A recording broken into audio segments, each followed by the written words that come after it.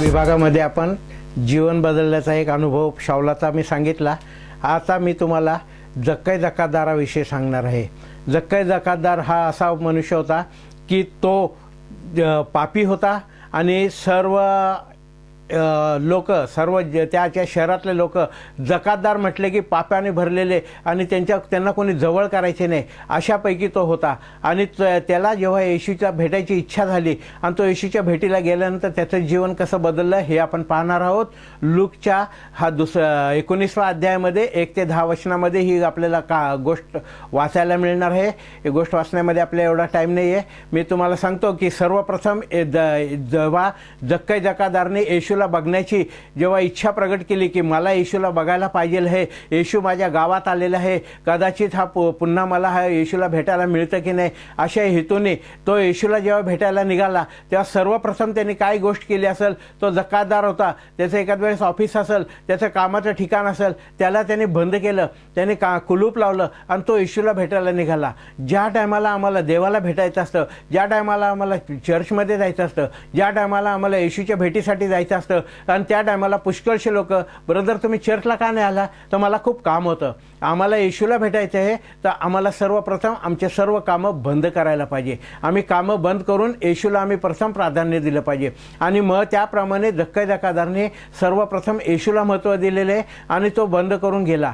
त्याला असं वाटलं की मी श्रीमंत आहे, मी मला येशू सहज भेटेल, आणि परंतु ज्या टायमाला तो येशूला प्रत्यक्षात भेटायला गेला त्या टायमाला तिथं असंख्य लोकांची गर्दी होती आणि त्या गर्दीमुळं त्या जक्कायाला येशू ख्रिस्ताला पाहता येईना। त्याने खूप प्रयत्न केलं, इकडून बघ तिकडून बघ तिकडून बघ, त्याला पाहताच येईना, कारण की तो उंचीने ठेंगणा होता, तो गिड्डा असल्याकारणाने त्याला येशूला पाहता येईना। त्या गर्दीमधून येशू त्याला कसा दिसणार।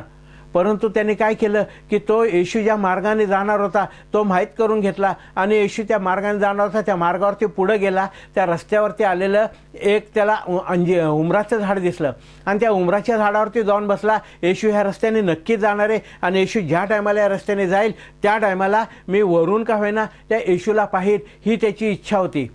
आणि त्याची ही धडपड, त्याचं हे सगळं चाललेलं, त्याचे हे केलेले प्रयत्न हे येशूच्या नजरेतून सुटले नाही। तो जिवंत देव आहे, तो सर्व काही पाहू शकणारा देव आहे, माझ्यासाठी कोणतरी आतुर झालेला आहे, ही कल्पना येशूला येऊन चुकली होती। म्हणून जेव्हा येशू चालता चालता त्या झाडाखाली आला त्याने वर पाहिलं आणि त्यांनी सांगितलं की जक्कई त्वरेने खाली उतर, कारण की आज मला तुझ्या घरी उतरायचं आहे, आज तुझ्या घरी मी येणार आहे।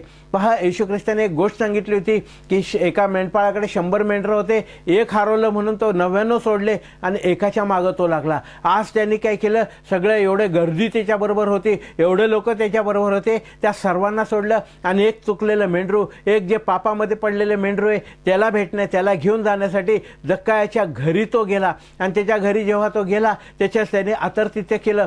पहा, येशू ख्रिस्ताच्या समोर आल्यामुळं येशू ख्रिस्ताने त्याला कोणता सन्मान दिला नाही, त्याच्या डोक्यावरती हात ठेवून प्रार्थना केली वगैरे काही शास्त्र सांगत नाही, फक्त एवढं सांगतं की येशू ख्रिस्ताबरोबर त्याची सहभागिता झाली, येशू ख्रिस्ताबरोबर त्याचं काय बोलणं झालं असेल आणि त्याच्यावरून त्याचं जीवन बदललं। जागेवरती त्यांनी सांगितलं की मी कोणाचा अन्यायाने काय घेतला असेल ते चौपट मी परत देतो।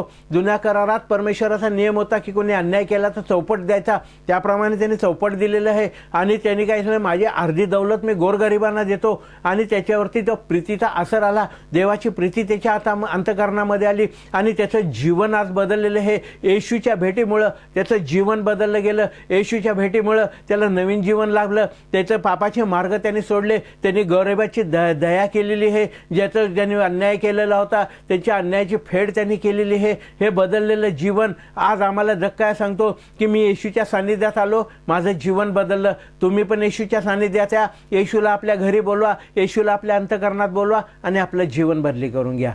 खरोखर हा जक्कई आज आम्हाला ते मार्गदर्शन करत आहे, हा जक्कई आम्हाला तेच सांगत आहे, जर तुम्ही उत्तरदाराने आत आलेला आहात तर तुम्ही येशूच्या समोर आल्यानंतर आता तुम्ही परत उत्तरदाराकडे जाऊ नका, पुन्हा आपल्या जीवनाकडे जाऊ नका, आपलं जीवन बदला आणि आपलं पापी जीवन सोडून त्याला तारण साधून आपण पुन्हा देवाच्या मार्गामध्ये येशूला बरोबर घेऊन चालावं असं जीवन करा। हाच आज जक्कायाचा संदेश आहे। थँक्यू, आमेन।